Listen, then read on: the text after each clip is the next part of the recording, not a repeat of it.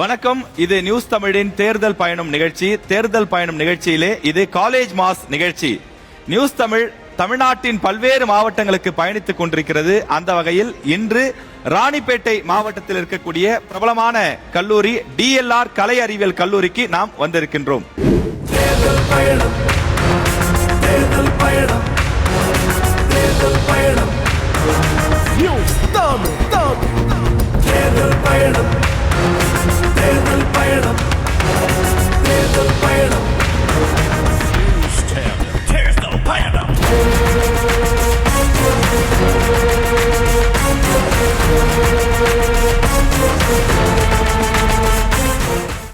தற்போது நம் கல்லூரியினுடைய முதல்வர் டாக்டர் கௌதமன் சார் அவர்கள் இருக்கிறார். அவரை அன்போடு அழைத்து ஒரு சில வார்த்தைகள் அவரை பேச அன்புடன் அழைக்கிறோம்.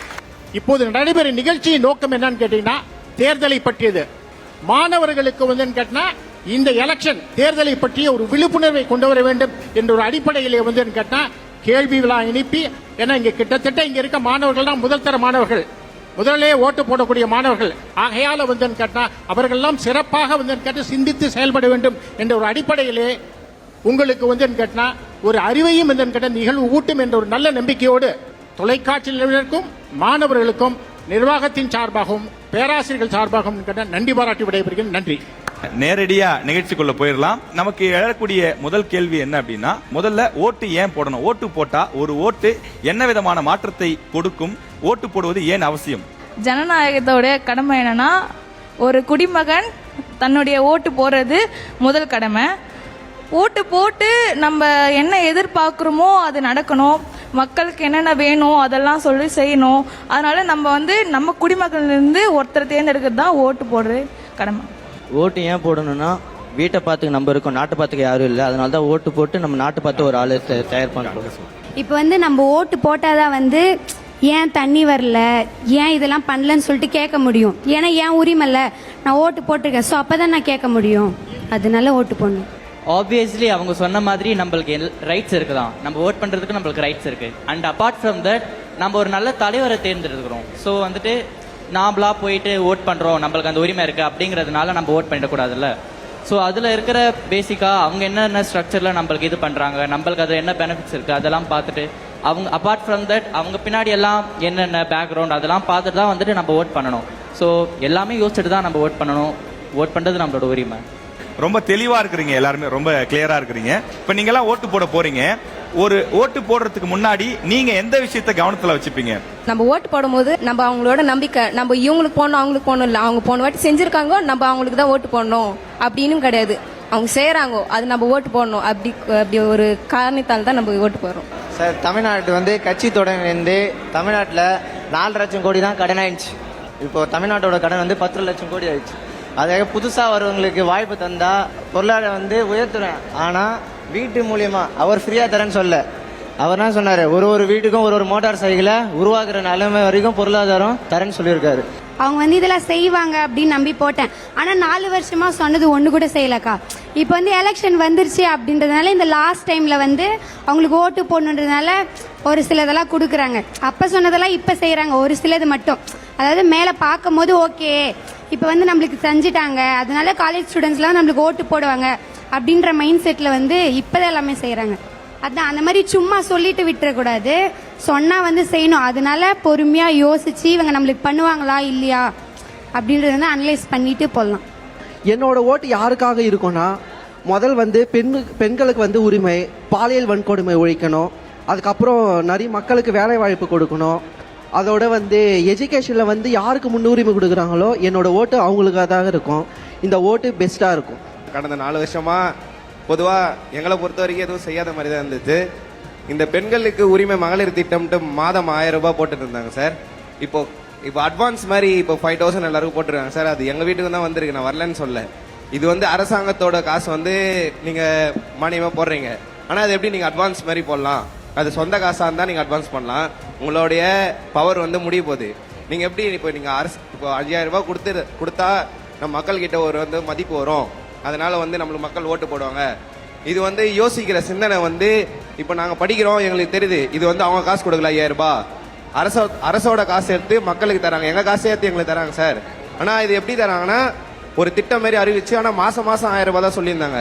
ஆனா இப்ப டோட்டலா 5000 எடுத்து கொடுத்து இந்த காசுனால இப்ப மக்களுக்கு வந்து உதவியா இருக்குது அப்படின்னு அவங்களே சொல்லிக்கிறாங்க. ஆனா அது வந்து சரியா? எல்லாருக்கும் உரிமை கொடுக்கணும் சார். இப்ப புதுசா நிக்கிறவர் நான் ஒரே ஒரு குறுக்கீடு செஞ்சுக்கலாமா? தம்பி லேப்டாப் வாங்கிட்டீங்களா? வாங்கிட்டு வைங்க. இப்ப எதுவுமே செய்யலன்னு சொல்றீங்கல்ல, தமிழக அரசு சார்பில் மாணவர்களுக்கு நிறைய விஷயங்கள் செஞ்சிருக்காங்க. ஐயா செய்யல ஐயா, இருங்க. மாணவர்களுக்கான அந்த போட்டித் தேர்வுகளுக்கான பயிற்சி மையங்கள் உருவாக்கி தராங்க. தொடர்ந்து எத்தனையோ பல நல்ல திட்டங்கள் செய்யறாங்க. இப்ப மகளிர் உரிமை தொகை பத்தி சொன்னீங்க. மகளிர் உரிமை தொகையினால இன்னைக்கு எவ்வளவு குடும்பங்கள் வந்து பயன்படுது? இருக்கு சார், இருக்கு, அனைத்துமே இருக்கு சார். லேப்டாப் திட்டம் எப்ப இருந்துச்சு? நாங்க +1 +2 படிக்கிறதுல இருந்துச்சு சார். அது ஏன் டிஸ்கண்டினியூ பண்ணிட்டு இப்ப ஸ்டார்ட் பண்ணீங்கன்னா என் கேள்வி. இவ்வளவு நாளா எங்க போச்சு உங்க கண்ணு? அதான் சார் என் கேள்வி. புரியுதா சார் நான் சொல்றது? இவ்வளவு நாள் இந்த லேப்டாப் ஸ்கீம் வந்து இவங்க கொண்டு வரல, ஆல்ரெடி இருந்த திட்டம் தான் இது. இந்த திட்டத்தை ஏன் இவ்வளவு நாள் கண்டினியூ பண்ணாம இப்ப எலெக்ஷன் முடிய போது இந்த டைம்ல மக்களோட அதுவும் பாத்தீங்கன்னா எலெக்ஷன் ஓட் கேண்டிடேட்ஸ் அந்த மாதிரி பார்த்தாலும் புரியுது. அதுக்கான காரணங்கள்லாம் தமிழக அரசு சொல்லியிருக்காங்க. கொரோனா காலகட்டத்தில் இப்ப லேப்டாப் மொத்தமா நம்ம ஊர்ல கிடைக்கிறது இல்ல, வெளிநாட்டுல இருந்து தான் வாங்கி கொண்டு வந்து அசம்பிள் பண்ணி நம்ம ஊர்ல கொடுக்குறாங்க. கொரோனா காலகட்டத்தில் நம்ம மொத்தமா ரெக்ரூட்மெண்ட் பண்றதுல பெரிய பிரச்சனை இருந்தது. இது சட்டப்பேரவையில நிறைய சொல்லியிருக்காங்க. சரிங்களா? அதே ஒரு காரணமா தமிழக அரசு சொல்லிருக்காங்க. அதை உங்களுக்கு சுட்டி காட்ட விரும்புறேன். சொன்னதை சரியா செஞ்சுட்டு வந்தா மக்கள் கன்ஃபார்ம் ஓட்டு போடுவாங்க சார். சொன்னதை இப்ப லாஸ்ட் டைம்ல வந்து செய்யறாங்க. இப்போ என்ன பேச்சு வரும்னா செஞ்சாங்கன்னு தான் பேச்சு வரும், சொன்னது உடனே செஞ்சாங்கன்னு பேச்சு வராது. இப்ப தம்பி பேசும்போது இலவச திட்டங்களை உள்ள கொண்டு வந்துட்டாரு. சோ அதுவே ஒரு நல்ல டாபிக்கா இருக்கும் அப்படிங்கறதுனால நான் அந்த கொஸ்டினே உங்ககிட்ட கொண்டு வரலாம்னு பாக்குறேன். தமிழ்நாட்டுல இலவச திட்டங்கள் வேணுமா வேணாமா?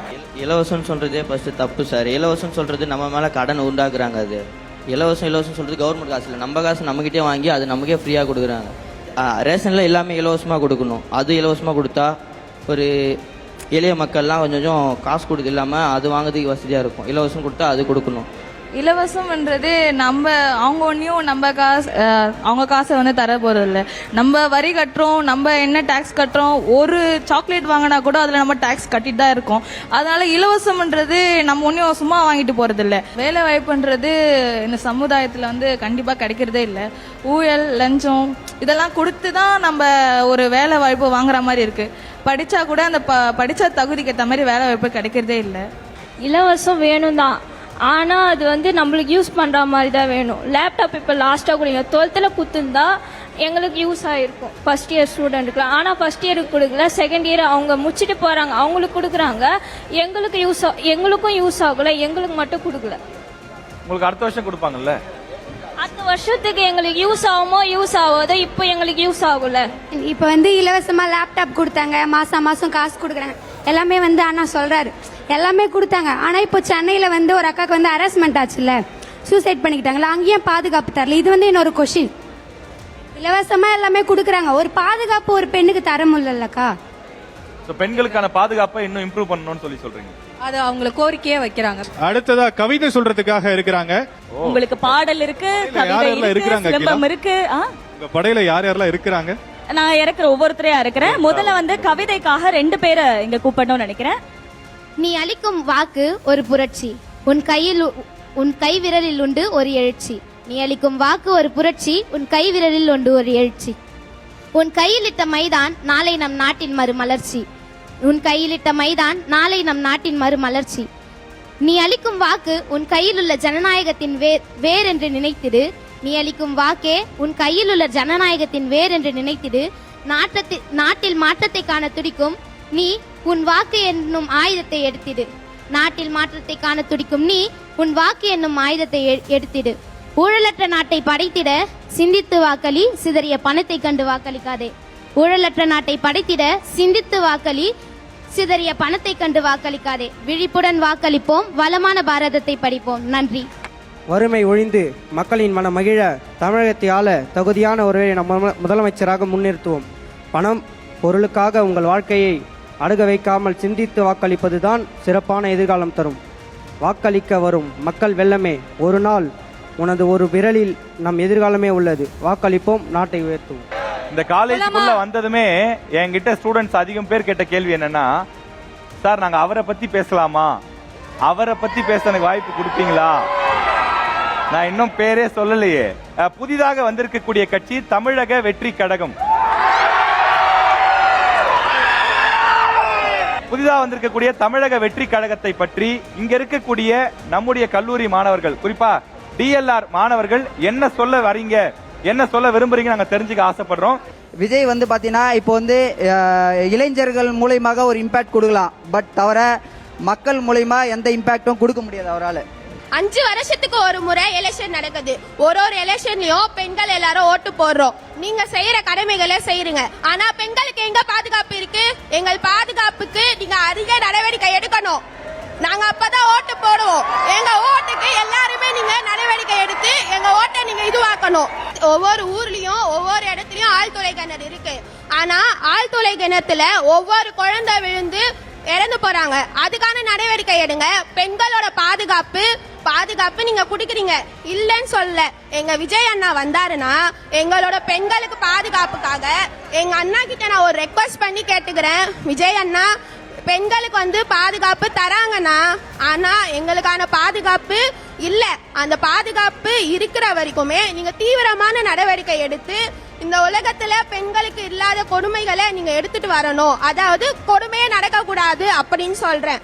எவ்வளவு கொடுமை இருக்கு சார். ஆனா எங்க விஜய் அண்ணா வந்தாருன்னா இந்த கொடுமைக்கு தீவிரமான நடவடிக்கை எடுக்கணும்னு சொல்றேன். அவர் மட்டும் இல்ல, எந்த ஒரு அரசியல்வாதியுமே நீங்க வந்தீங்கன்னா உங்க எல்லார்கிட்டயுமே ரெக்வஸ்ட் பண்ணி கேட்கிற ஒரே விஷயம், பெண்களோட பாதுகாப்பு நல்ல தீவிரமா எடுக்கணும். எந்த ஒரு நடவடிக்கையும் எந்த ஒரு இதுவும் நடக்க கூடாதுன்னு எனக்கு இது பண்ணிக்கிறேன். இந்த வருகின்ற சட்டமன்ற தேர்தல் வந்து பாத்தீங்கன்னாக்கா அண்ணன் விஜய் அவர்கள் வந்து பார்த்தீங்கன்னா அவருடைய தாக்கம் வந்து கண்டிப்பாக வந்து இந்த தமிழ்நாட்டில் ஏற்படுத்தும். ஏனென்று சொன்னால் நிறைய கட்சிகள் இருக்கின்றன. அந்த கட்சிகளை பார்த்தோன்னாக்கா சொல்கிறாங்க, ஆனால் செய்யறதில்ல, கடைசி நேரத்தில் செய்கிறாங்க. இருந்தாலும் புதுசாக வருகிற நம்முடைய விஜய் அண்ணாக்க நீங்கள் வாய்ப்பு கொடுத்தாக்கா கண்டிப்பாக ஒரு புதிய மாற்றம் வந்து ஏற்படுத்தும். இளைஞர்கள் இதற்காக வந்து கண்டிப்பாக வந்து இதுக்கான முயற்சிகள் வந்து செஞ்சுட்டு இருக்காங்க. அரசியல சம்பாதிக்கிறதுக்கு வரல, அவர் சம்பாதிக்காத பணமும் இல்ல. அவர் நினைச்சிருந்தா அந்த ஃபீல்ட்லயே இருந்து அவருக்கான காசு அவரே இது பண்ணிருக்கலாம். ஆனா அவர் சம்பாதிக்கிறதுக்குலாம் அரசியலுக்கு வரல. மக்களுக்கு ஒரு நல்ல ஹெல்ப் பண்ணும், அதனாலதான் வந்துக்கிறாரு. இதே கோவிட் டைம்ல கூட விஜய் நிறைய ஹெல்ப் பண்ணிக்கிறாரு. அவர் வந்து சம்பாதிக்கிறது தான் முக்கியம்னா அதுக்கு வந்திருக்கவே தேவையில்ல. அவர் வந்து மக்களுக்கு ஹெல்ப் பண்ணும். இதே கரூர் ஒரு சம்பவம் நடந்தப்போ எல்லாருமே விஜய் மேல மட்டும்தான் பழி போட்டோம். ஏன் அவர் ஃபேன்ஸ் வந்து பார்க்க வந்தது ஒரு குத்தமா, அதுக்கு அவரை பழி சொல்றது ரொம்ப தவறு. இப்போ கூட வேலூர் மாநாடு ஒன்று நடந்துச்சு, அதுக்கு நாங்க விஜய் பக்கத்துக்கு மட்டும் தான் வந்தோம். 30,000 பேரும் நோ தான் பர்மிஷன். ஆனா 2 லட்சம் பேர் நாங்க நின்னோம் ரோட்ல. ஏன்னா அவர் வந்து பிடிக்கும், எங்க எல்லாருக்குமே பிடிக்கும் ரொம்ப. அண்ட் அவர் ஹெல்ப் பண்ணுவார் நாங்க நினைக்கிறோம். ஒரு சினிமா நடிகர் வந்து தமிழ்நாட்டினுடைய தலையெழுத்தை எப்படி மாத்த முடியும் நீங்க நம்புறீங்க? சாதாரண நடிகரா இருந்தப்பவே அவர் அவ்வளவு செஞ்சாரு. அப்ப இப்ப அரசியலுக்கு வந்துட்டு அவர் செய்ய மாட்டாரு நீங்க எப்படி சொல்றீங்க? நாங்க நம்புறோம் வந்தா செய்வார். அதனாலதான் நாங்க விஜய் ஓட் போடுறோம். திமுக 5 வருஷமா செய்யலன்றாங்களே, கட்சி ஆரம்பிச்ச 2 வருஷத்துல மீதி எப்படி 5 ஆண்டுல விஜய் செய்வன் எந்த நம்பிக்கையில சார் ஓட்டு போடுறது? அந்த மாதிரி சினிமால இருக்கிற எல்லாரும் இறங்கினாலே வாய்ப்பு கொடுக்குன்னா அப்ப அரசியல்ன்றது எதுக்கு? இப்போ வந்து இலவசம் சொல்றாங்க சார். இலவசம் வந்து ஏழைகளுக்கு போனதான் சார் இந்த தமிழ்நாட்டு வந்து முதலமைச்சர் வந்து செய்யறாரு சார். சில பேர் வந்து பொருளாதாரத்தில் அதிகமாக இருப்பாங்க, சில பேர் பொருளாதாரத்தில் கம்மியாகவும் இருப்பாங்க சார். அதனால தான் முதலமைச்சர் ஒவ்வொருத்தருக்கும் பார்த்து செய்யறாரு. பெண்களுக்கு பாதுகாப்பு இல்லைன்னு சொல்றாங்க இந்த ஆட்சியில. புதுசாக வந்தா பெண்களுக்கு பாதுகாப்பு இருப்புமா? புதுசாக வந்து இவர் பண்ணுவாரா? நேற்று நல்ல கண்ணை பார்த்தவர் 41 பேர் கருவில், அந்த 41 பேர் செத்தாங்க மேம். அதை வந்து அவர் பார்த்துட்டு போனே இல்லை, இரங்கல் தெரிவிக்கணும். எல்லாருமே பணிவரில் வந்து சார் கூப்பிடணும், பணிவரில் வச்சா கூப்பிட முடியும். எல்லாருமே வீட்டில் போய் பார்க்கணும் சார் ஒவ்வொருத்தரையும். இப்போ அரசியல்ன்றது என்ன, காலங்காலமாக வந்து இப்போ எடுத்த உடனே நீங்கள் சிஎம் ஆக முடியுமா? இப்போ நீங்கள் படித்து முடிச்சு தான் டிகிரி வாங்க முடியும். இல்லை எனக்கு மக்கள் செல்வாக்குக்கு நான் எடுத்த உடனே டிகிரி முடியுமா? இப்போ எதுவாக இருந்தாலும் ஸ்டெப்பாக தானே சார் போகணும். இப்போ அரசியல் அது மாதிரி தான், எடுத்தோம் கவுத்தர முடியுமா? நீங்கள் எடுத்து இப்போ சிஎம்ஏ ஆயிட்டீங்க, சிஎம் ஆன உடனே அதுக்குன்னு சில ரூல்ஸ் அண்ட் ரெகுலேஷன்லாம் இருக்குல்ல. இப்போ வந்து நிதி கொடுக்கல, அது கொடுக்கல, லேப்டாப் கொடுக்கல, அது மாதிரி ஏகப்பட்ட அவங்க சொல்லலாம். ஒரு ஸ்டெப்பாக ஒரு விஷயம் கொஞ்சம் கொஞ்சமாக கொண்டு வரல. இப்போ அது மாதிரி தான் விஜய் எடுத்த உடனே அவர் அரசியல் வந்து எப்படி சார்? இப்போ பிடிச்ச ஆக்டர்ன்றதால வந்து மவுஸ் அதிகமாக இருக்கு. மவுஸ் அதிகமாக இருந்து அவர் ஜெயிச்சாருன்னா முடியுமா எல்லாமே? அகிலா அவர்களை அன்புடன் மீண்டும் அழைக்கிறோம். பாடல் பாட 2 பேர் வந்திருக்காங்க. பாட்டு பாடுறதுக்கு வந்து ஸ்டாஃப்லாம் வந்திருக்காங்க. சோ இந்த காலேஜ்ல வந்து எஸ் ஒரு விரல் உயர்த்துவோம் அதன் பெருமையை உணர்த்துவோம், ஒரு விரல் உயர்த்துவோம் அதன் பெருமையை உணர்த்துவோம், தேசத்தின் கருவறை வாக்குச்சாவடி போற்றுவோம், தேசத்தின் கருவறை வாக்குச்சாவடி போற்றுவோம். 18 வயதினிலே வாக்காளராயாகிறோம், 18 வயதினிலே வாக்காளராயாகிறோம், தேசத்தின் வளர்ச்சிக்கு அவதாரம் எடுக்கிறோம். தேசத்தின் வளர்ச்சிக்கு அவதாரம் எடுக்கிறோம். அலட்சியம் வேண்டாம் நண்பா, வாக்கின் அருமை புரிந்திடு நண்பா. அலட்சியம் வேண்டாம் நண்பா, வாக்கின் அருமை புரிந்திடு நண்பா. ஒரு விரல் உயர்த்துவோம், அதன் பெருமையை உணர்த்துவோம். ஒரு விரல் உயர்த்துவோம், அதன் பெருமையை உணர்த்துவோம். Thank you madam, thank you so much. அடுத்து சிலம்பம் சுத்துறதுக்காக 4 வீரர்களை நான் வந்து கூப்பிட போறேன்.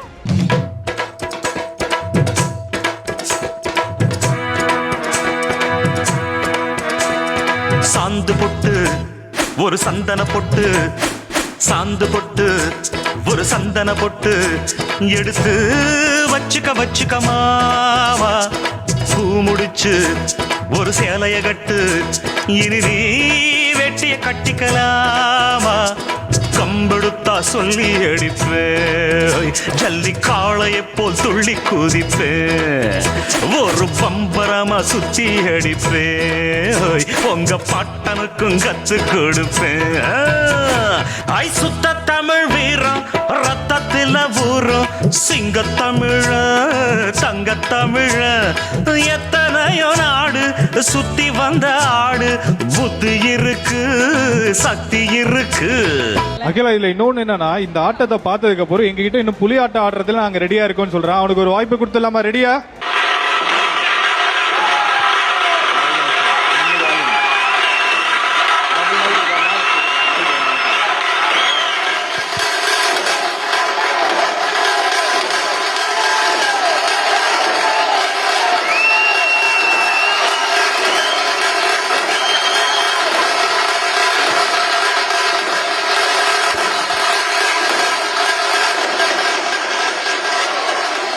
அரசியலுக்கு அனுபவம் முக்கியம், அதுல கண்டிப்பா மாற்றுக்கிறதுல டிபேட்டே இல்ல.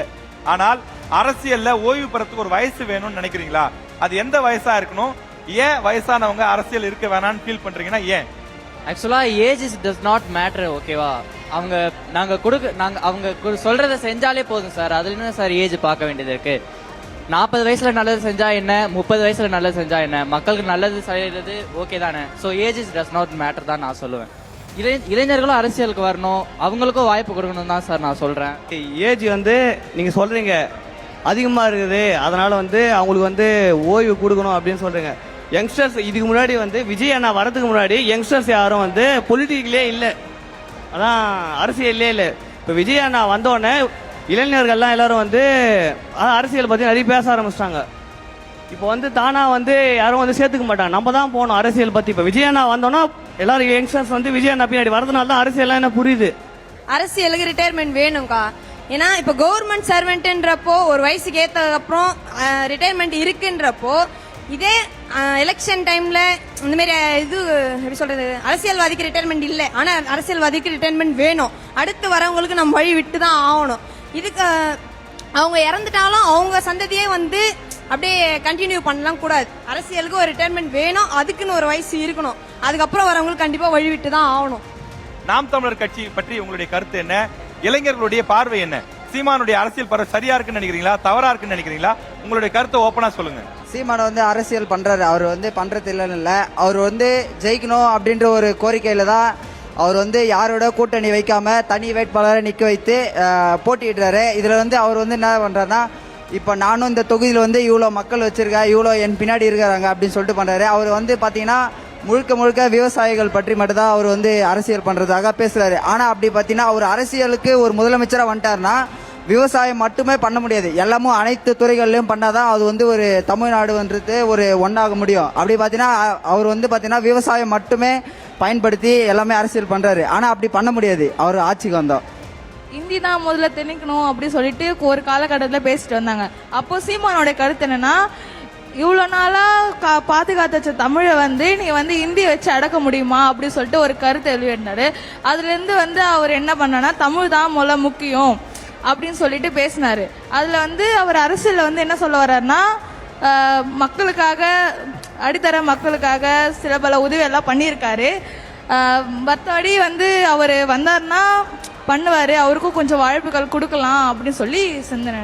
இருமொழி கொள்கை, மும்மொழி கொள்கை, இதை பத்தி நீங்க கேள்விப்பட்டிருக்கீங்க. வெறும் தமிழும் இங்கிலீஷும் மட்டுமே போதாது, மூணாவதா ஒரு லாங்குவேஜ் வேணும்னு சொல்லி சில அரசியல் கட்சிகள் சொல்றாங்க. நீங்க இளைஞர்கள் எதை விரும்புறீங்க? லாங்குவேஜ் கத்துக்கிறது தப்பு இல்லனா, அதுதான் உனக்கு அடிமொழின்னு சொல்றது தானே தப்பு. லாங்குவேஜ் கத்துக்கிறது தப்பு இல்ல, திணிக்கப்படுறது தப்புன்னு சொல்றீங்க. திணிக்கப்படுறது தப்பு. இப்போ நீங்க தமிழ்ல பேசுறீங்க, ஹிந்தி தான் நீங்க பேசணும்ன்றது அது தப்பு தானே. இப்போ ரயில்வே ஜாப் போறோம், அங்க போயிட்டு நீ ஹிந்தில பேசினா தான் எனக்கு வேலை கொடுப்பேனா, அந்த வேலை என்னத்துக்கு? தமிழ்ல பேசுறவனுக்கு கூட, இங்கிலீஷ்ல பேசுறவனுக்கு கூட. ஜாதி திணிக்கிற மாதிரி மொழியும் திணிக்கிறீங்க. எல்லா லாங்குவேஜ்லயும் நம்ம கத்துக்கணும்ன்ற ஒரு இதுவும் கிடையாது. நம்ம கிட்ட இருக்கிற தமிழ் மொழியும் ஆங்கில மொழியும் நம்ம வந்து கைவிடாம இருந்தாலே போதும். மும்மொழி எதுவுமே இதுல வந்து வர வேணாம். இல்ல மும்மொழி மூணாவதா ஒரு லாங்குவேஜ் கத்துக்கிறதுனால நீங்க தமிழையோ இங்கிலீஷோ விட்டுறணும்ன்ற அவசியம் கிடையாது. கூடுதலா இன்னொரு மொழி கத்துக்கிட்டா அட்வான்டேஜ் தானேன்னு சொல்றாங்க. சார் அதுக்கு தான் இப்போ நிறைய ஆப்லாம் வந்திருக்குல்ல, அதுல கத்துக்கிறோம் சார்.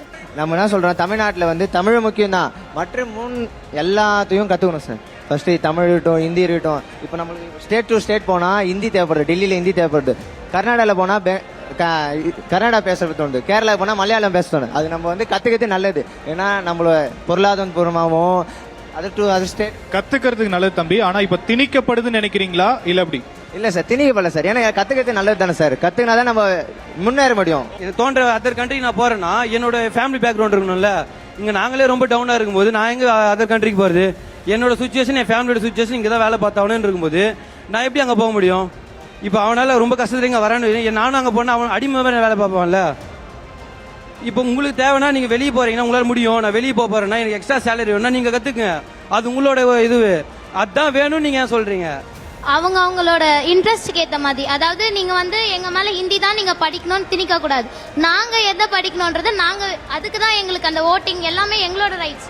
அதை நீங்க திணிக்காம நாங்க என்ன படிக்கணும்ன்றதை நாங்களா விருப்பப்பட்டு எடுக்கணும். இப்போ நான் ஒரு ஆர்மிக்கு போறேன் அப்படின்னா அங்க ஹிந்தி நீங்க ப்ரிஃபர் பண்றீங்க, அது இல்லாம எங்களுக்கு எந்த லாங்குவேஜ் முக்கியன்றதை நீங்க கொடுத்தீங்கன்னா அது எங்களுக்கு ஹெல்ப்ஃபுல்லா இருக்கும். நீங்க திணிக்காதீங்க, நாங்களா விருப்பப்பட்டு எடுத்துக்கிறோன்றது தான் என்னோட பாயிண்ட். நான் வந்து பிஹெச்டி கம்ப்ளீட் பண்ண ஒரு ப்ரொஃபஸர்.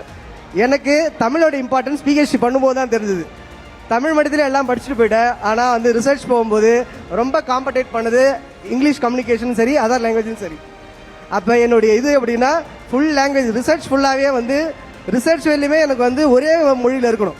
நீங்கள் அதர் கண்ட்ரீஸில் எடுத்திங்கன்னா ஒரே மொழியில் தான் இருக்குது ரிசர்ச் வேலையுமே. நம்ம இந்தியாவில் தான் அது கம்யூனிகேஷன் லாங்குவேஜ் இங்கிலீஷ்க்கு மாறிச்சு. பிகாஸ் நம்ம அதர் கண்ட்ரி கூட நம்மளுடைய கம்யூனிகேஷன் கொடுக்கணும், பேப்பர்ஸை வந்து கம்பேர் பண்ணிக்கணும், எக்ஸ்சேஞ்ச் பண்ணணும், அதுக்காக வந்துச்சு. பட் இருந்தாலும் தமிழ்லையுமே வந்து ஆராய்ச்சியோட இது கம்பல்சரி வேணும். மூணாவது மொழியை கம்பல்சரி ஆக்காமல் நீங்கள் அது குவாலிஃபைடு மார்க்காக கூட வைக்கிறது, ஜஸ்ட் பாஸ் மார்க் மட்டும் போதும். அது ஜஸ்ட் நீங்கள் பாஸ் ஆனால் போதும், அது எந்த ஒரு பர்சன்டேஜும் எடுத்துக்க கூடாது. அப்படி இருந்ததுன்னா மும்மொழி கொள்கை வர வைக்கத்தக்கது. அடுத்து டிராயிங்ஸ் அண்ட் மாடல்ஸ் பண்ணிருக்காங்க. அதுலயும் குறிப்பா எலெக்ஷனை பேஸ் பண்ணி டிராயிங்ஸ் வரைஞ்சிருக்காங்க.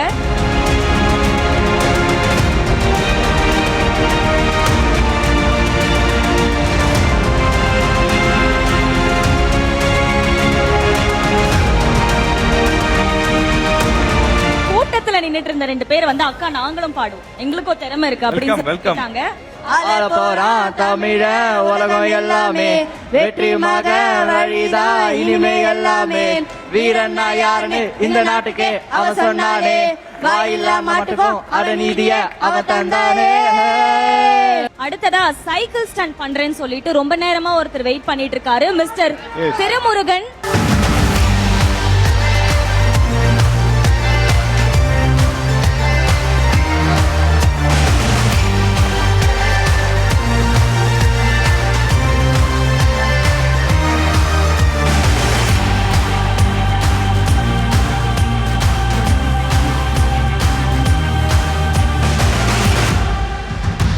டிஎல்ஆர் கல்லூரி மிக சிறப்பான ஒரு பிரம்மாண்டமான ஒரு ஏற்பாட்டை செய்து கொடுத்தமைக்கு முதலில் டிஎல்ஆர் கல்லூரி நிர்வாகத்திற்கும் அனைவருக்கும் நியூஸ் தமிழ் தேர்தல் பயணத்தின் சார்பிலே மனமார்ந்த நன்றியை தெரிவித்துக் கொள்கிறோம்.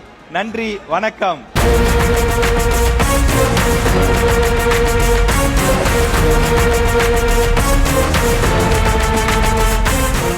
வணக்கம். நியூஸ் தமிழின் தேர்தல் பயணம் நிகழ்ச்சி தொடங்குகிறது.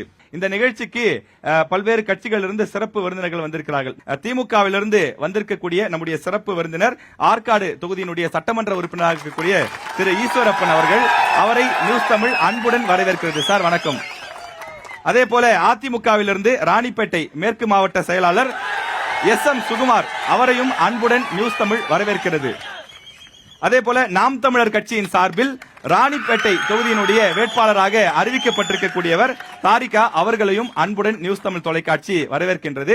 சார், ஈஸ்வரப்பன் சார், முதல்ல உங்ககிட்ட இருந்து இந்த நிகழ்ச்சி ஆரம்பிக்கலாம் அப்படின்னு சொல்லி நினைக்கிறேன். ஏனென்றால் இந்த தொகுதியினுடைய சட்டமன்ற உறுப்பினராக நீங்க இருக்கிறீங்க. திமுக சார்பில் ராணிப்பேட்டை மாவட்டத்திற்கு செய்யப்பட்டிருக்கக்கூடிய முக்கிய திட்டங்கள் என்ன? இந்தந்த திட்டங்கள்னாலதான் சார் இன்னைக்கு ராணிப்பேட்டை மாவட்டம் ஒரு வளர்ச்சி அடைந்திருக்கு அப்படின்னு சொன்னா நீங்க எந்த திட்டங்களை சொல்வீங்க சார்? முதலமைச்சர் அவர்களுடைய ஆணையின் பேரில் கிட்டத்தட்ட 51 கோடி ரூபாய் நில இழப்புக்கு கொடுத்து, 35 கோடி ரூபாய் சாலை வசதி அமைக்க கொடுத்து, 82 கோடி ரூபாயில் புறவழிச்சாலை இன்னைக்கு அமைக்கப்பட்டு விட்டது. இன்னும் ஒரு நாட்களில் இந்த வாரத்துக்குள்ள அது திறக்கப்படும். அடுத்ததாக பார்த்தீங்கன்னா ஆற்காடு நகரத்தில் 3 கால்வாய்கள், 30 கால்வாய், புதுப்பாடியான் கால்வாய், கலம்பஜார் கால்வாய், 3 கால்வாய் இருக்கு. 3 கால்வாயும் ஆற்காடு நகரத்துடைய மைய பகுதியில் வந்து சுகாதார சீர்கேடு ஏற்படக்கூடிய ஒரு சூழ்நிலை இருக்கு. இது ஒரு 30 ஆண்டு காலமாக தீர்க்கப்படாத ஒரு பிரச்சனை இருக்கு. ஏன்னு பார்த்தீங்கன்னா அது ஒரு காலத்தில் வந்து கழிவுநீர் கால்வாய் இல்லை, நீர்வரத்து கால்வாய், தண்ணி அதில் போயிட்டு சாத்தண்ணி போயிட்டு இருந்தனால என்ன ஆகும்னா ஃபினான்ஸில் போயிட்டு கழிவுநீர் கால்வாய் தூர் வரதுக்கு ஃபினான்ஸில் ஸ்டாப் ஆகிடும், அந்த பணம் அங்கே ஸ்டாப் ஆகிடும். ஆனால் எங்கள் முதலமைச்சர் அவர்கள் துணை முதலமைச்சருடைய நேரடி பார்வை கொண்டு சென்றதுனால 18 கோடி ரூபாய் அதுக்கு அலாட் பண்ணி இன்னைக்கு அந்த பணிகள் நடைபெற்று கொண்டிருக்கிறது. மிகவும் தரமாக அமைக்கப்பட்டு கொண்டிருக்குது. ஆற்காடு நகரத்தில் அந்த ஓரமாக பார்த்தீங்கன்னா இலவச எரிவாயு தகன மேடை தமிழ்நாட்டிலே டாப் 10ல சொல்லக்கூடிய ஒரு தகன மேடையை இன்னைக்கு ஏற்படுத்தி கொடுத்துருக்கோம். அடுத்தா பார்த்தீங்கன்னா நகர்ப்புற ஆரம்ப சுகாதார நிலையம் ஆற்காடு நகர்ப்புற ஆரம்ப சுகாதார நிலையம் பாழடைஞ்சு போய் குடிச்சு ஒரு மாதிரி இருந்துச்சு. ஆனால் இன்னைக்கு அந்த நகர்ப்புற ஆரம்ப சுகாதார நிலையம் பாருங்க 5 ஸ்டார் ஹோட்டல் மாதிரி இருக்கும், தோப்புக்கனால இருக்கு. அடுத்தா பார்த்தீங்கன்னா அதே மாதிரி நகர்ப்புற துணை சுகாதார நிலையங்கள் 1வது வார்டு மற்றும் தேவி நகரில் அமைச்சு கொடுத்துருக்காங்க. புதிய நூலகத்துக்கான கட்டிடம் வந்து 90 லட்சம் ரூபாய் இப்போ பணிகள் துவங்கப்பட்டிருக்குது. ஆற்காடு நகர பேருந்து நிலையம் அடிக்கடி பார்த்தீங்கன்னா யாரும் அந்த இடத்துல இந்த நம்ம ஏர்போர்ட் மாதிரி தான், எப்போ மேலே இருந்து கீழே விழுன்னு தெரியாது, யார் தலைமையிலாவது விழுமோன்னு பயந்து தான் இருந்தாங்க. முதலமைச்சர் அவர்கள் பொறுப்பேற்றவொன்னு பார்த்தீங்கன்னா கலைஞர் நகர்ப்புற மேம்பாட்டு திட்டத்தில் புதிய பேருந்து நிலையத்துக்கு அபிவிருத்தியும் அந்த பகுதியில் இருக்க மார்க்கெட்டுக்கு அபிவிருத்தியும் நிதி ஒதுக்கி அந்த பணிகள் முடிக்கப்பட்டு திறக்கப்படக்கூடிய தருவாயில் இருக்கு. 3 தடுப்பணைகள் நம்மளுடைய தொகுதிக்கு முதலமைச்சர் அவர்கள் கொடுத்திருக்காரு. துணை முதலமைச்சர் அவருடைய ஒப்புதலுடைய அவர் தான் வந்து சிறப்பு திட்ட செயலாக்கத்துறை அமைச்சர். இப்ப ராணிப்பேட்டை மாவட்டத்தினுடைய வளர்ச்சிக்கு அதிமுக செஞ்சது என்ன சார் பட்டியல்? இன்றைக்கு ராணிப்பேட்டை என்று ஒரு மாவட்டம் இருக்கிறது என்றால்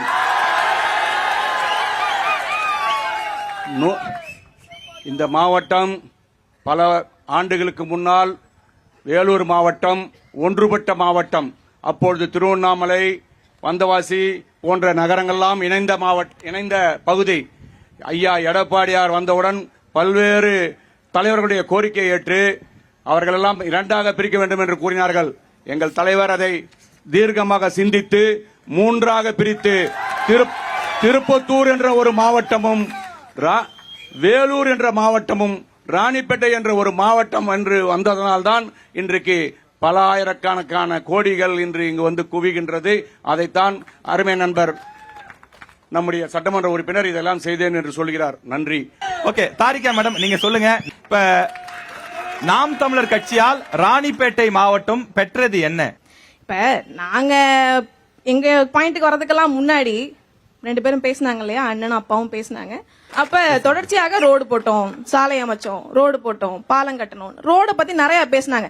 ரோடு போட்டதை பத்தி பேசினாங்களே ஒழிய மக்களுக்கு சோறு போட்ட திட்டம் ஏதாவது பேசினாங்களா? கடந்த 5 ஆண்டு கால திராவிட முன்னேற்ற கழகத்தின் ஆட்சியில ஒவ்வொரு திங்கட்கிழமை அன்றும் மாவட்ட ஆட்சியர் அலுவலகத்துக்கு போய் மாவட்ட ஆட்சியரை சந்திச்சு நாம் தமிழர் கட்சி கடந்த 5 ஆண்டு காலத்துல கொடுத்த திங்கள் மனுவின் எண்ணிக்கை மட்டுமே 280 மனு.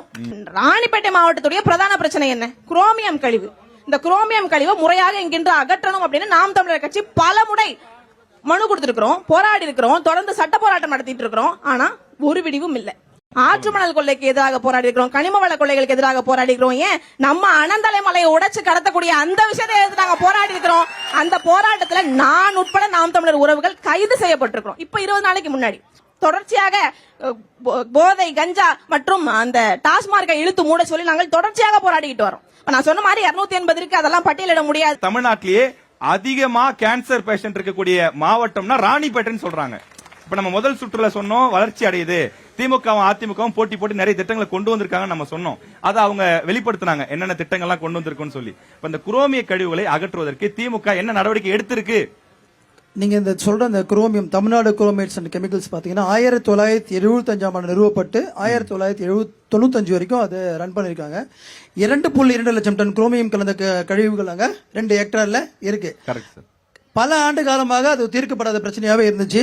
எங்களுடைய முதலமைச்சருடைய காலத்துல இப்ப பாத்தீங்கன்னா 24/12/2025 தமிழ்நாடு மாசு கட்டுப்பாடு வாரியத்தால பணியாணை பிரிக்கப்பட்டு 15/2/2026 அன்று இடைக்கால சீரமைப்பு பணிகள் தொடங்கப்படும். என்ன சீரமைப்பு பாத்தீங்கன்னா 19.34 கோடி மதிப்பீட்டில் தற்போதுள்ள அபாயகரமான கழிவுகளை மூடுதல், புதிய இருப்பு குவியலை மூடுதல், வடிகால் அமைத்தல், சேகரிப்பு குளம் அமைத்தல் மற்றும் புதிய சுற்றுச்சுவர் கட்டுதல் ஆகிய இடைக்கால சீரமைப்பு பணிகள் மேற்கொள்ளப்பட்டு தேர்வு செய்யப்பட்டு அதுக்குண்டான வேலைகள் இப்போது நடைபெற்று கொண்டிருக்கிறது. கடந்த 10 ஆண்டுகள்ல இதுக்கு ஒரு தீர்வு காணப்படல. இன்னைக்கு பாத்தீங்கன்னா அந்த கழிவுகளை அகற்றத்துக்கு 500 கோடிக்கு மேல செலவாகுன்னு ஒரு சூழ்நிலை இருக்கு. ஒன்றிய அரசாங்கத்துடைய ஒத்துழைப்பும் இங்க தமிழ்நாடு மாநில அரசாங்கத்துக்கு கிடையாது. அரசாங்கத்துடைய நிதியின் மூலமா இன்னைக்கு 20 கோடி ரூபாயில டெம்பரரி ரிலீஃப்க்கு இந்த வேலைகளை வந்து கோர்ட்டினுடைய அனுமதியோட இன்னைக்கு எங்களுடைய முதலமைச்சர் அவர்கள் இந்த பணிகளை எங்களுடைய மாவட்ட அமைச்சர் அவர்கள் இதை கிட்ட இருந்து செஞ்சு கொடுத்திருக்காரு. இதனுடைய நீங்களே பேசும்போது சொன்னீங்க 500 கோடி திட்டத்துக்கு தேவைப்படுதுன்னு. ஆனா தமிழக அரசு 12 கோடி தான் ஒதுக்கி இருக்காங்க அப்படின்னு சொல்லி நேத்து 19.34 கோடி. ஓகே, அது போதுமானது இல்லைன்னு சொல்லி சொல்றாங்க. அந்த 500 கோடி ஸ்கீம் வந்து பாத்தீங்கன்னா அது என்டையரா வந்து அதை ஷிஃப்ட் அது நடைமுறைக்கு ரொம்ப சிரமமான விஷயம். இப்போதைக்கு காம்பவுண்ட்ஸ் அவர் கட்டி அதை மொத்தத்தையும் வந்து க்ளோஸ் பண்ணக்கூடிய ஒரு சூழ்நிலை இன்னைக்கு அரசாங்கம் இன்னைக்கு அந்த திட்டத்தை மேற்கொண்டிருக்காங்க. ஆற்காடு தொகுதியில வந்து காலேஜ் இல்லைங்க, அதாவது அரசு கல்லூரியே இல்ல. அது ஆர்ட்ஸ் அண்ட் சயின்ஸா இருந்தாலும் சரி, பொறியியல் கல்லூரியா இருந்தாலும் சரி, மெடிக்கல் காலேஜா இருந்தாலும் சரி, எதுவுமே இல்ல சார். தமிழ்நாட்டிலே ஒரு பின்தங்கிய தொகுதியா ஆற்காடு தொகுதி இருக்கு சார். எங்களுக்கு ஏன் காலேஜ் கிடைக்க மாட்டேங்குது? எங்க சட்டமன்ற உறுப்பினர் 10 வருஷமா அதான் சொல்றாரு அப்படின்னு ஒரு குற்றச்சாட்டு வைக்கிறாங்க சார். இப்போ நீங்க அரசாங்கத்துல நிதி ஒதுக்கு பாத்தீங்கன்னா அதுக்குன்னு ஒரு விதிமுறை இருக்கு. இப்போ ஒரு உயர்நிலை பள்ளியை வந்து மேல்நிலை பள்ளியாக தரம் உயர்த்த வேண்டும் என்றால் 7 கிலோமீட்டருக்கு எந்த விதமான உயர்நிலை பள்ளியும் இருக்கக்கூடாது. துவக்க பள்ளியை வந்து நடுநிலை பள்ளியை மாத்தணும், அதுக்குன்னு ஒரு விதிமுறை இருக்கு. நடுநிலை பள்ளியை உயர்நிலை பள்ளியாக தரம் உயர்த்த வேண்டால் அதுக்குன்னு ஒரு விதிமுறை இருக்கு. அதே மாதிரி அரசு கல்லூரிக்கு ஒரு விதிமுறைகள் இருக்கு. இங்க பக்கத்திலே AAA காலேஜ் இருக்க ஒரு காரணத்தினால அரசு விதிமுறைகள் உட்பட்டு அந்த காலேஜ் வரக்கூடிய ஒரு சூழ்நிலைகள் அரசாங்கத்துடைய ப்ரப்போசல் இருக்கு. கண்டிப்பாக இந்த 5 ஆண்டுகள்ல நிறைய காலேஜுக்கு அரசாங்கம் வந்து ஒப்புதல் வழங்கியிருக்காங்க. வரப்போற திராவிட மாடல் 2.1 கண்டிப்பாக ஆற்காடு தொகுதியில ஒரு அரசு கல்லூரி அமைக்கப்படும். இப்ப மருத்துவ கல்லூரி வேணுங்கிறது ராணிப்பேட்டை முழுவதுமே ராணிப்பேட்டை மாவட்டத்துக்கு மருத்துவக் கல்லூரி அங்கீகரிக்கப்பட்டு ஒன்றிய அரசால் இதுவரையும் வந்து NOC கொடுக்காம அந்த பணி அப்படியே நிறுத்தப்படும். ஒரே ஒரு கேள்வி வேகமா கேட்டுறேன் சார். ஆற்காடு மருத்துவமனையில போதுமான வசதி இல்லைன்னு சொல்லி பேட்டி கொடுத்திருக்காங்க. ஏதாவது கர்ப்பிணி பெண்கள் இவங்க போனா கூட வாலாஜாபாத்ல இருக்கிற மருத்துவமனைக்கு போகணும்னு சொல்றாங்க. ஆற்காடு மருத்துவமனைக்கு 26 கோடி ரூபாய்க்கு ப்ரொபோசல் போட்டு அது கண்டிப்பாக இந்த ஆண்டு மக்கள் போதுமான மருத்துவர்கள் இல்லைன்னு சொல்லி இல்ல மருத்துவர்கள் இருக்கிறாங்க. இப்ப நீங்க பாத்தீங்கன்னா மருத்துவர்கள் என்ன சொல்றேன், காவனூர்ல பாத்தீங்கன்னா ஆரம்ப சுகாதார நிலையம் ரொம்ப நாள் கோரிக்கை, 40 வருஷம் கோரிக்கை. வெங்கடாபுரம் குப்பத்திலிருந்து விலாப்பாங்க வருவாங்க, கிட்டத்தட்ட 20 கிலோமீட்டர் பயணிச்சா கர்ப்பிணி தாய்மார்கள் வந்து ட்ரீட்மெண்ட் பார்த்தாங்க. இன்னைக்கு எங்க முதலமைச்சர் அவர்கள் பொறுப்பேற்று காவனூர்ல ஆரம்ப சுகாதார தமிழ்நாட்டில் 28 ஆரம்ப சுகாதாரம் தான் கொடுத்தாங்க. அது ஆற்காடு தொகுதியில காவனூர் ஆரம்ப சுகாதாரம். ஒரே ஒரு விஷயம் சொல்றேன், இத்தனை நாளா சொல்லல, அந்த இடத்தை வாங்கறதுக்கு அரசு அந்த இடத்துல அந்த ஊர்ல இடம் இல்ல, மேச்சக்கால் புறம்போக்கு இடம் இல்லை. அதனால 22 லட்சம் கொடுத்து நான் வாங்கி அரசாங்கத்துக்கு தானமா கொடுத்தேன். என்னுடைய நான் மட்டும் இல்ல, நான் ஒரு 13 லட்சம் கொடுத்தேன். மீதி மக்கள்லாம் ஒரு 9 லட்சம் போட்டு 22 லட்சம் இடத்தை வாங்கி அரசாங்கத்துக்கு தானமாக கொடுத்து காவனூர் ஆரம்பிச்சதுலயும் இன்னைக்கு தொகுதியிலேயே கிட்டத்தட்ட 200 பேருக்கு மேல தினமும் அந்த ட்ரீட்மெண்ட் பார்க்க ஒரு ஆரம்ப சுகாதாரமாக. நன்றி சார். இப்ப சார் நீங்க சொல்லுங்க, சுகுமார் சார் நீங்க சொல்லுங்க. இப்ப மாவட்டத்தை நீங்க தான் உருவாக்கணும்னு சொல்லி சொன்னீங்க. உங்க நண்பர்கள் தோழர்கள் எல்லாம் கிளாப் பண்ணி வரவேற்றாங்க. ஆனா மாவட்டத்தை உருவாக்குனீங்களே தவிர மாவட்டத்துக்கான அடிப்படை வசதிகள் எதுவுமே செய்யலன்னு சொல்லி சொல்றாங்க. நீங்களும் என்னுடைய சகோதரர் தான். கண்டிப்பா சார். இந்த மாவட்டம் பிரிக்கும் பொழுது கடுமையான கொரோனா நேரம். உங்களை நான் பார்க்க முடியாது, நீங்கள் என்னை பார்க்க முடியாது. அந்த கொரோனா நேரத்திலே மாண்புமிகு ஐயா எடப்பாடியார் இந்த திட்டத்தை உருவாக்கி இங்கு வந்து துவக்கிவிட்டு சென்றார். அது தொடர்ந்தார் போல் கட்டிடம் கட்டுவதற்கு 2 ஆண்டுகள் ஆகியது. அதற்குள் ஆட்சி மாற்றம் வந்தது. அதனால்தான் சில தொய்வுகள். நீங்க தொடர்ச்சியா 10 ஆண்டுகள் ஆட்சியில் இருந்தீங்க. பேசுறேன், என்ன செஞ்சீங்க? நான் பேசுறேன். வெயிட் பண்ண சார், வெயிட் பண்ண. அந்த குரோமியம் சொல்றாரு சார். ஒரே ஒரு கேள்வி மட்டும் முடிச்சிடறேன் ப்ளீஸ் சார். இப்ப அவர் இந்த திமுக ஆட்சியில என்ன நடவடிக்கை எடுத்திருக்கேன், 19 கோடி நிதி ஒதுக்கிருக்குன்னு சொல்றாங்க. இந்த 10 ஆண்டுகள்ல நீங்க முயற்சி பண்ணிருந்தீங்கன்னா பாதி கழிவுகள் 2.5 லட்சம் டன்ல ஒரு பாதி கழிவுகளை கொண்டு போயிருக்கலாமே. இல்லை அத இப்ப செய்யறதும் தவறான முடிவு. எப்படி என்றால் அது திறமையான அதிகாரிகளை வைத்து அதை ஒரு பெரிய பிட் எடுத்து அதை மொத்தம் அதில் பில் செய்து அதை அதற்குண்டான காகிதங்கள்லாம் வைத்து மேலே சீல் செய்தால்தான் பண்ணணும்னு சொல்றீங்க. ஏன் பண்ணல நம்ம ஆட்சியில? ஏன் பண்ணல? இல்லை, தொடர்ந்தார் போல் அதை கேட்க வேண்டிய இடத்தில் நாங்கள் இல்லை. கேட்க வேண்டியது இங்க இருக்கின்ற சட்டமன்ற உறுப்பினர். கேட்டால்தான் ஒட்டுமொத்த மாவட்டத்துக்காகவும் நீங்க பேசுறீங்க ஐயா. நாங்கள் பாதிக்கப்படுறது ஒட்டுமொத்த ராணிப்பேட்டை மக்கள் தான். அதை கேட்டு பெற வேண்டியது இப்போது இவர் இருக்கிறார். இவர் சட்டமன்ற உறுப்பினர். இவர் எந்த ஆட்சியா இருந்தாலும் கடந்த முறை ஆட்சியிலே அதிமுக ஆட்சியில சட்டமன்ற உறுப்பினர் இருந்தார். அவர் கேட்டு பெற வேண்டியது அவருடைய பொறுப்பு. அந்த நிறுவனத்தை மூடணும் அப்படின்னா மத்திய அரசுடைய சப்போர்ட் வேணும் அப்படின்னு கேக்குறாங்க. இப்ப நீங்க கூட்டணியில் இருக்கீங்க, வலியுறுத்த வாய்ப்பு இருக்கா? நாங்கள் நிச்சயம் ஆட்சி மாற்றம் ஏற்படும். ஆட்சி மாற்றம் ஏற்படும் போது நாங்கள் அதை கேட்டு பெற்று செய்வோம். மத்திய அரசிடம் வலியுறுத்தீர்களா? வலியுறுத்தம் இல்லை, கேட்டு செய்வோம். இந்த ராணிப்பேட்டை சார்பில் உங்களுடைய தேர்தல் அறிக்கையில் இடம்பெற வாய்ப்பு இருக்கா? நிச்சயம் நிச்சயம். விசாரத்திலே சுமார் வாக்களித்த மக்கள் சுமார் 500 வீடுகள் இடிக்கப்பட்டது. அந்த ஒவ்வொரு வீட்டிலும் 4 பேர் 5 பேர் வாழ்ந்த இடம் ஜேசிபி வச்சு இடித்தார்கள். அந்த மக்கள் இன்றைக்கு தெருவில் இருக்கிறார்கள். அதற்காக சுமார் 10,000 பேர் வைத்து நான் பெரிய ஆர்ப்பாட்டம் செய்தேன். அதற்குண்டான ரெக்கார்டு இருக்கு. அதே மாதிரி மாங்காடு, இருங்கூர், புதுப்பாடி, அரும்பாக்கம், கனியனூர், மூஞ்சற்பட்டு, சாத்தூர் இங்கெல்லாம் 10வது வரைக்கும் இருக்கு சார். ஐயா சொன்னாரு இதுக்கெல்லாம் டிஸ்டன்ஸ் மெயின்டைன் பண்ணணும்னு சொல்லிட்டு காலேஜுக்கு எல்லாம் கூட இது 10th இருக்கு. இதெல்லாம் ஐயா மேல இருக்கவங்கள கூட ரொம்ப நெருங்கினவர். அவர் நினைச்சா அந்த டிஸ்டன்ஸை தூக்கிட்டு மாத்தி இதை வாங்கலாம். ஒப்புதல் நம்ம ஆட்சியில முயற்சி பண்ணி பெண்டிங்ல இருந்து ஒரு கருத்து நான் சொல்லிடுறேன். ஒரு கருத்து 2 முறையா சட்டமன்ற உறுப்பினர் இருந்தாரு. அதை வாங்கியிருந்தா இன்னைக்கு 7.5%ல இந்த அவர் அதான் சொல்றாரு. கடந்த முறை அதிமுக ஆட்சி இருந்து நான் கோரிக்கை வச்சேன் செய்யலங்கிறாரு. இப்ப இந்த 5 வருஷத்துல இப்ப சொன்னாரு. ஒரு கருத்து சொல்லிடுறேன். சக்கரமல்லூர்னு ஒரு வில்லேஜ் இருக்கு. தனியார் பள்ளிக்கூடம் அங்க கட்டி கொடுத்தாங்க. தனியார் அந்த பள்ளிக்கூடம் கட்டி கொடுத்தாங்க. இடிச்சு எத்தனை வருஷம் ஆச்சு கேளுங்க. தாரிகா, உங்க கட்சியோட கொள்கையில தமிழ்நாட்டில இருந்து சாராய கடைகளை அல்ல டாஸ்மாக் கடைகளை முழுமையா மூடணுங்கிறது. ஆனா பெரும்பாலான பொருளாதார வல்லுநர்களோ அல்லது அது சார்ந்து பேசக்கூடியவங்களோ தமிழ்நாட்டுக்கு பெரிய வருமானமா இருக்கக்கூடியது டாஸ்மாக் தான். அந்த டாஸ்மாக் கடைகளை மூடிட்டீங்க அப்படின்னா தமிழ்நாட்டுக்கான வளர்ச்சி அல்லது திட்டங்களுக்கான நிதிக்கு என்ன பண்ணுவீங்க? என்ன திட்டம் வச்சிருக்கீங்க? 2 திராவிட கட்சிகளுமே பேரறிஞர் அண்ணாவை ஏத்துக்கொள்றாங்களா இல்லையா? ஏத்துக்கொள்றாங்க. அண்ணாவுடைய மொழிக் கொள்கையை பின்பற்றக்கூடிய திமுக, அதிமுக அண்ணாவுடைய மது கொள்கையை பின்பற்றுவாங்களா? அண்ணாவுடைய மது கொள்கை என்ன? அண்ணாவுடைய மது கொள்கை என்ன? சாராயம் விற்று அந்த காசுல அந்த வருமானத்துல நான் ஆட்சி நடத்தணும்னா நான் துண்டை உதறி தோல்ல போட்டு நடைய கட்டுவேன்னு சொன்னாரா இல்லையா? அன்னைய காலகட்டம் வேற, அது எந்த காலத்துக்கும் பொருந்தும், எல்லா காலத்துக்கும் பொருந்தும். சாராயம் விட்டு அதுல இருந்து வரக்கூடிய வருமானத்துல ஒரு அரசு நடக்குமே ஆனால் அது அரசாங்கம் அல்ல, அது சர்வாதிகார ஆட்சி.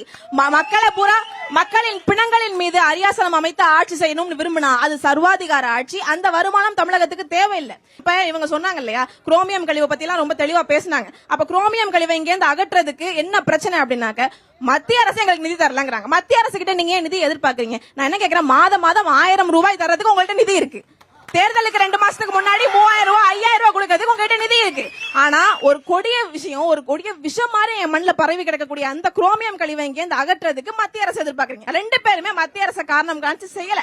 அப்ப மத்திய அரசு மாநில அரசு எல்லாம் பிரச்சனையே இல்ல. பிரச்சனை என்னன்னா அதை செய்வதற்கான நோக்கம் இல்லை. அப்ப இந்த மண்ணையும் மக்களையும் நேசிக்கக்கூடிய மேதகவே பிரபாகரனின் பிள்ளைகள் நாங்கள் தான் அதை செய்வோம். வெற்றிக்கானவர்கள் சரியான நபர்களை, தகுதியான நபர்களை பார்த்து நிறுத்துவாங்க.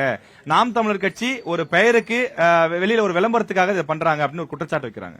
விளம்பரத்தெல்லாம் தாண்டி வெற்றி தோல்விங்கிறது வாக்கு போட்டாதானங்க நாங்க வெற்றி செய்வோம், வெற்றி அடைவோம். வாக்கு வெளியே போய் வித்துட்டீங்கன்னா நாங்க எப்படி வெற்றி அடைவோம்? ஒரு வாக்குக்கு 3000 5000 காசு கொடுத்தாங்கன்னா எப்படி வெற்றி அடைவோம்? தொடர்ச்சியா பேசிட்டே இருக்காரு. மக்கள் அவர் இன்னும் ஏற்கலாம் தானே தெரியுது. மக்களை ஏத்திருந்தா இந்நேரம் அவர் ஒரு எம்எல்ஏவோ இல்ல தொடர்ந்து ஆட்சி கடந்த ஆட்சியில ஆட்சி மாற்றம் ஏற்பட்டுச்சு. அதிமுக திமுகவுக்கு மாறினாங்க. சரியா?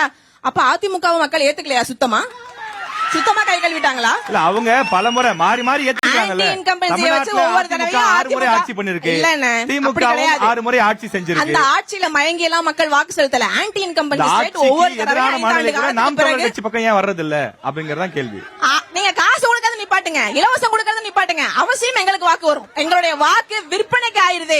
மக்களுடைய வாக்கு காசு கொடுத்து வாங்கப்படுதே ஒழிய மக்கள் உங்களுக்கு வாக்கு செலுத்தவில்லை. சகோதரி குற்றச்சாட்டு அடிக்கிட்டே போறாங்க. அவங்க நான் சின்ன வயசுல பேச்சு போட்டுல ஒருவேளை ஆளுங்கட்சின்னு அவரை பயப்படுறாரு. பேசினா பேச்சு போட்டி, பேசினா பேச்சு போட்டி, யாரும் வாயை திறந்து பேசல கூடாது. பேசினா பேச்சு போட்டி, பேச்சாளரும் இல்ல பேச்சு போட்டியும் இல்ல. எனக்கு வலிக்குதுங்கிறத என் வாயால சொல்லாம யார் வாயால சொல்லுவேன்? இல்ல ஒரு நிமிஷம் சார், ஒரு நிமிஷம். சாதிக் பாஷா நகர் பத்தி அண்ணன் சொன்னாங்க, சகோதரியும் சொன்னாங்க. கலவையில பாத்தீங்கன்னா அண்ணா திராவிட முன்னேற்ற ஆட்சி காலத்தில் தான் 40 வீடுகள் இடிக்கப்பட்டது, 20 கடைகள் இடிக்கப்பட்டது. இது வந்து இருக்கிறவங்க இடிக்கிறது இல்ல, மாற்று இடம் கொடுக்கறதுக்கு அரசாங்கம் தயாரா இருக்கு. ஆனா அவங்க அந்த இடத்துக்கு போக மாட்டாங்க. அதனால அந்த டிஸ்பியூட் இருக்கு. கோர்ட்டுடைய உத்தரவு வந்து யாராவது மதிச்சுதான் ஆகணும். குடியிருப்பு பகுதியை இடிச்சுட்டு சுடுகாட்டை காமிக்கிறாங்க போ சொல்லி எப்படி மக்கள் போவாங்க? இதுதான் இதுக்கான தீர்வா? மீண்டும் திமுக சட்டமன்ற உறுப்பினர்கள் ராணிப்பேட்டையில் இருக்கக்கூடிய 4 தொகுதிகளும் தேர்வு செய்யப்பட்டால் ராணிப்பேட்டை தொகுதி மக்களுக்கு என்ன கிடைக்கும்? சட்டமன்ற உறுப்பினராக நான் வரணும்ல, திராவிட முன்னேற்ற கழக தலைவர் யார பாக்குறாரோ அவங்க சட்டமன்ற உறுப்பினர். ஆற்காடு தொகுதியை பொறுத்த முதல்ல சொன்ன மாதிரி ஒரு அரசு கலைக்கல்லூரி, கண்டிப்பாக ஒரு சிற்பாடு. மேலும் பாத்தீங்கன்னா அனைத்து பள்ளி, துவக்க பள்ளியாக இருக்கட்டும், நடுநிலை பள்ளியாக இருக்கட்டும், உயர்நிலை பள்ளியாக இருக்கட்டும், மேலும் எல்லா பள்ளி வகுப்பறையிலையும் ஸ்மார்ட் கிளாஸ் திட்டத்தை கொண்டு வரணும். எல்லா கிளாஸ் ரூம்லயும் அது வரணும். ஏன்னா அடிப்படை கட்டமைப்பு வந்தாதான் வந்து அவனால காலேஜில் போய் சர்வே ஆக முடியும். அந்த விதை அங்கேயே போடப்பட வேண்டும். ஒரு பள்ளியிலும் அதே மாதிரி உயர்நிலை பள்ளியிலிருந்து மேல்நிலை பள்ளியாக தரமுறை ஏற்ற பள்ளிகள் ஒரு சில பள்ளிகள் இருக்கு. கண்டிப்பாக வரப்போற ஆண்டுகள்ல கண்டிப்பாக அந்த பணிகளும் செய்து முடிக்கப்படும். சார் நீங்க சொல்லுங்க, அதிமுக சார்பில் ராணிப்பேட்டை தொகுதியில் இருக்கக்கூடிய 4 சட்டமன்ற தொகுதியிலும் மீண்டும் அதிமுக வேட்பாளரை மக்கள் வெற்றி பெற செய்தால் ராணிப்பேட்டை மக்களுக்கு என்ன கிடைக்கும்? அதிமுக என்ன திட்டம் வச்சிருக்கீங்க? நிச்சயம் ஆட்சி மாற்றம் உண்டாகிவிட்டது. மக்கள் முடிவு செய்து விட்டார்கள்.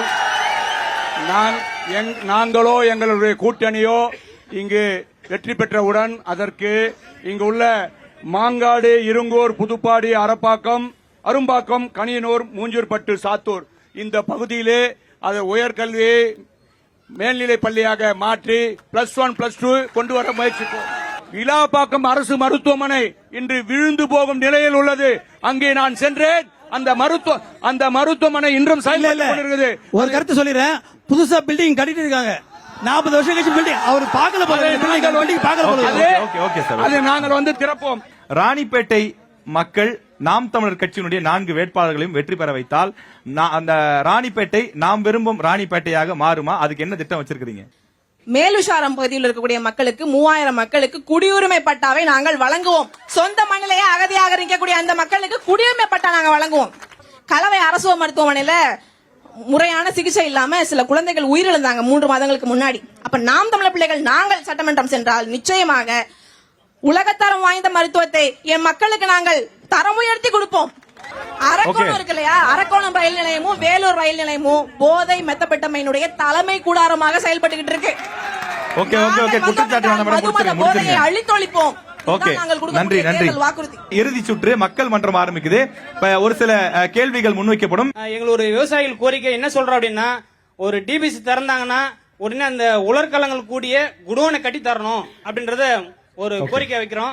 ஒரு டிபி சென்டர்ல 200 டன் குறைஞ்சபட்சமா ஒரு சின்ன குடோன் கட்டி அந்த இடத்துல நெல் உலர்களங்கள் ஆரம்பிச்சு நம்முடைய உணவுத்துறை அமைச்சர் அவர்கள் வந்து கிட்டத்தட்ட ஒரு தொகுதியிலையும் ஒரு 4-5 செயல்படுத்தக்கூடிய ஆவணங்கள் ரெடி பண்ணிட்டு இப்ப அது நடைமுறைக்கு வர உள்ளது. கண்டிப்பாக நம்முடைய வரகு காலங்களில் கண்டிப்பாக டிபி சென்டர் எங்க இருக்கோ கண்டிப்பாக அங்கெல்லாம் 200 டன்ல ஒரு குடோனும் நெற்கலங்களும் கண்டிப்பாக அமையப்படும் சமயத்தை சொல்லிக்கிறேன். ஒரு ஏக்கருக்கு 30 மூட்டை நெல் தான் வரப்போகுதுன்னா அந்த பட்டாச்சிட்டு இருந்தால் மட்டும்தான் அந்த 30 மூட்டையை போட முடியும். கடந்த காலங்களில் ஒரே ஏக்கர்ல 500 மூட்டை நெல் போட்ட கதையெல்லாம் இருக்குது. அது சிபிஐ என்கொயரியில் இருக்கு. ஓகே சார், நன்றி. நீங்க சொல்லுங்க சார். நெல் கொள்முதல் நிலையம் வேணும்ன்றாங்க, நெல் பாதுகாப்பு கிடங்கு வேலை. நெல் கொள்முதல் நிலையம் மட்டும் கேட்கவில்லை, உலருக்கு உண்டான களமும் சேர்த்திருக்கிறார். எல்லாமே ஆற்காடு பகுதியும் சரி, ராணிப்பேட்டை பகுதியிலும் விவசாயிகள் அதிகமான விவசாயிகள் பகுதி, அவர்களுக்கு நிச்சயம் அதை வந்து அமைத்து கொடுக்கப்படும். இவர் சொல்கிறார் 30 மூட்டை 40 மூட்டை என்று. அவர் நினைத்தால் 60 மூட்டை கூட அவர் விவசாயம் பண்ணலாம். அதற்குண்டான இப்போது வாய்ப்புகள் விஞ்ஞான முறை பட்டுவிட்டது. ஏதோ ஒரு தனிப்பட்ட கருத்தினால எல்லாம் சொல்லக்கூடாது. இது வந்து இல்ல தனிப்பட்ட கருத்து இல்ல, ஒட்டுமொத்தமாக 96 டிபிஎஸ் ஐயா விவசாய ஐயா, நீங்கள் கேட்டது இங்க இருக்கின்ற உங்களுடைய கோரிக்கையை ஏற்று எங்கள் ஐயா எடப்பாடியார் ஆட்சி அமைந்தவுடன் நெல் கொள்முதல் மட்டுமில்லை, இனி எங்குமே நெல் முளைக்காத அளவிற்கு கட்டிடம் கட்டி கொடுக்கிறோம். ஓகே ஓகே, நன்றி சார். மேடம் தாரிகா மேடம், நீங்க சொல்லுங்க வேகமா சுருக்கமா. இன்னும் எத்தனை ஆண்டு காலத்துக்கு தான் உலகத்துக்கு சோறு போட்ட விவசாயி எனக்கு இதை செஞ்சு கொடுங்க அதை செஞ்சு கொடுங்கன்னு ஆளும் அரசாங்க வர்க்கத்துக்கிட்ட கேட்க போறாங்க? ஏன் கேட்கணும் முதல்ல? அப்ப விவசாயிகளை அரசு ஊழியர்களாக நாங்கள் அறிவிப்போம் அண்ணன் சீமான் சொல்றாரா இல்லையா? விவசாயம் அரசு பணின்னு சொல்றாங்களா இல்லையா? அப்படிப்பட்ட ஒரு ஆட்சி இங்க வந்துச்சுன்னா மட்டும்தான் விவசாயி தலை நிமிர்ந்து நடப்பான். ஷோலிங்கர் அரசு மருத்துவமனை தரம் உயர்த்த வேண்டும் என்று கோரிக்கை வைக்கிறேன். நாம் தமிழர் கட்சியில ஆட்சியில இலவசமான கல்வி, இலவசமான மருத்துவம் நாங்க சொல்றோம். அதுவும் எப்படிப்பட்ட மருத்துவம்? உலகத்தரம் வாய்ந்த கல்வியும் உலகத்தரம் வாய்ந்த மருத்துவமும் அனைவருக்கும் சமமாக இலவசமாக கொடுப்போம் நாங்க சொல்றோம். நீ கேட்டது நல்ல கேள்வி. ஏன்னா சோளிங்கர் வந்து ஒரு தனி தீவு மாதிரி இருக்கு. அங்க வந்து ஏதாவது வந்து அதிகமான ஒரு பெரிய ஆக்சிடென்ட் நடந்தா அவங்க அடுத்து எங்க போனோம்? வேலூருக்கு போனோம். வேலூருக்கு போறது உடனே அவர் வந்து நிச்சயம் கஷ்டம். அதனால ஐயா எடப்பாடியார் ஆட்சி அமைந்தவுடன் நிச்சயம் அது தரம் உயர்த்தப்படும். சகோதரி கேள்வி கேட்டாங்க சோளிங்கர். கண்டிப்பாக அதுக்குண்டான பணிகள் வரப்போற காலங்களில் கண்டிப்பாக நிறைவேற்றப்படும். சோளிங்கர் சொல்றேன், அங்க மலை மேல இருக்க கோயிலுக்கு ரோப் கார் அமைத்து கொடுத்த ஆட்சி திராவிட மாடல் ஆட்சி. எங்களுடைய அமைச்சர் அவர்கள் அதை அமைச்சு கொடுத்தார். ரோப் கார் ஒப்புதல் கொடுத்தது ஆட்சியில் தான். அந்த ரோப் கார் வந்து ரோப் கார் அரசாங்க பணத்துல போடல, எங்க அமைச்சர் உள்ளிட்ட ஒரு 8 பேர் குழுக்கள் அவங்கள சொந்த நிதியில அதை போட்டிருக்காங்க. ஓகே ஓகே, நன்றி சார், வாழ்த்துக்கள். பாலாறு எவ்வளவு முக்கியமான ஆறுன்றது நான் சொல்லி தெரிய வேண்டியதில்லை. இவ்வளவு பெரிய பாலாற்றுல மணல் கொள்ளை அடிப்பதற்காகத்தான் தடுப்பணைகள் கட்டப்படுறது இல்லைன்னு 2 கட்சிகள் மேல குற்றச்சாட்டு வைக்கிறாங்க.